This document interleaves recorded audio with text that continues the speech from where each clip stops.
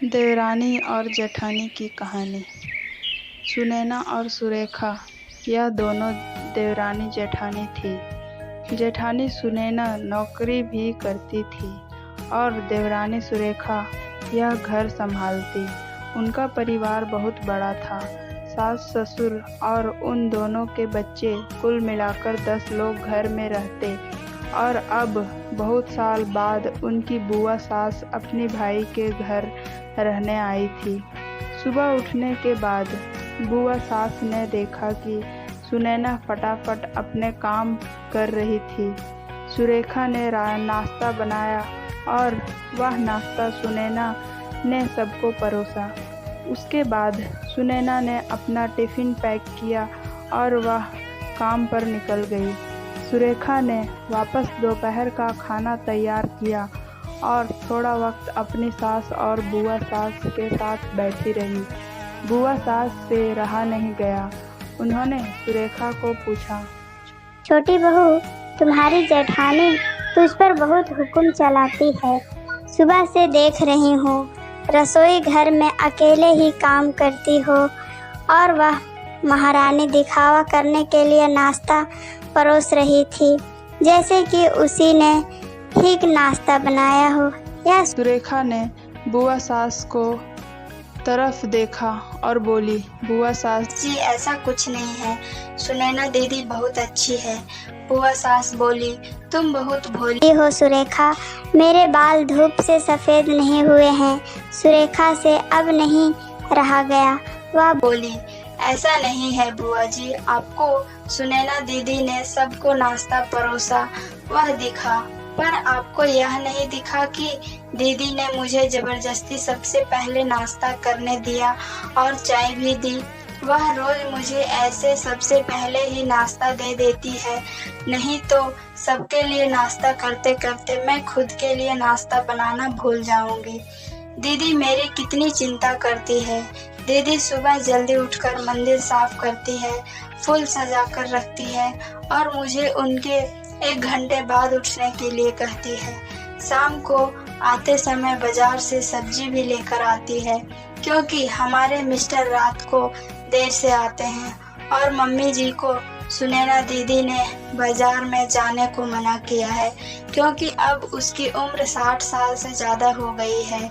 बाजार में जाते समय उनको तकलीफ होगी, उनके पैर बहुत दुखेंगे। कभी उनको बाहर घूमने का मन हुआ तो सुनैना दीदी छुट्टी लेकर उनको घुमाने ले जाती है।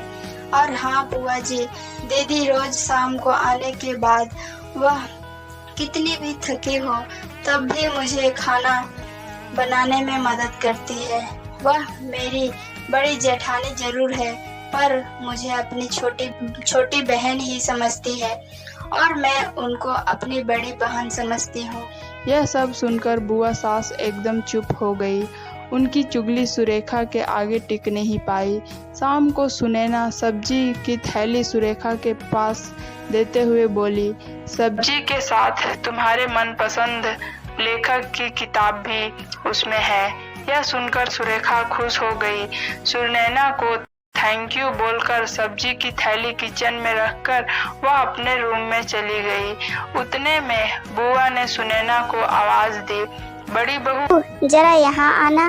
वह बोली, सुनैना तू इतनी मेहनत करके पैसे कमाती है और ऐसे फालतू में किताब खरीद करके मुफ्त का खर्चा करती हो, वह भी अपनी छोटी देवरानी के लिए। वह ऐसे भी घर में बैठकर करती क्या है? तुम दिन भर मेहनत करती हो और वह आराम से घर में रहती है। इस पर सुनैना हंसकर बोली, क्या बुआ जी, आराम? और सुरेखा, उसे तो कहने पर भी वह आराम करती नहीं। सुबह उठकर बेचारी काम करती रहती है। सबका मनपसंद खाना, मेरे और उसके मिलाकर 4 बच्चों का टिफिन सब वही तो करती है, और तब भी उसके चेहरे पर हमेशा आनंद दिखता है। सुबह की चाय पीने के लिए उसके पास वक्त नहीं रहता। दोपहर को जब बच्चे घर आते हैं तो उनका खाना, होमवर्क सब वही देखती है। इसलिए मुझे बच्चों का टेंशन नहीं है। और इसलिए ही मैं ऑफिस में मन लगाकर काम कर पाती हूँ। कुछ दिन पहले ही मुझे प्रमोशन मिला है। इसके अलावा मम्मी जी और पापा जी की दवाइयाँ कभी खत्म हो गई और कभी लाने की हो तो वही ध्यान में रखती है।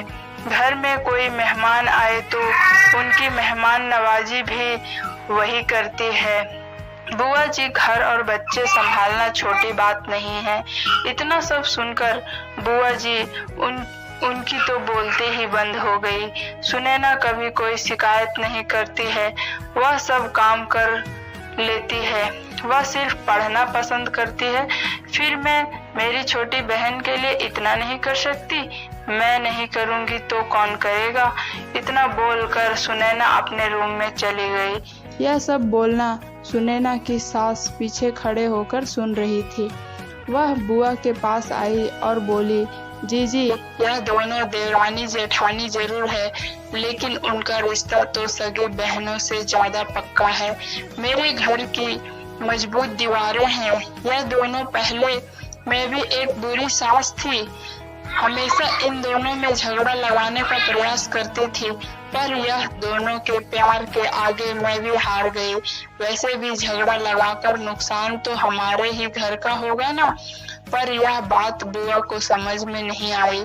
रुदन करते हुए कमरे से बाहर चली गई, क्योंकि उन दोनों में झगड़ा लगाने के लिए ही वह आई थी।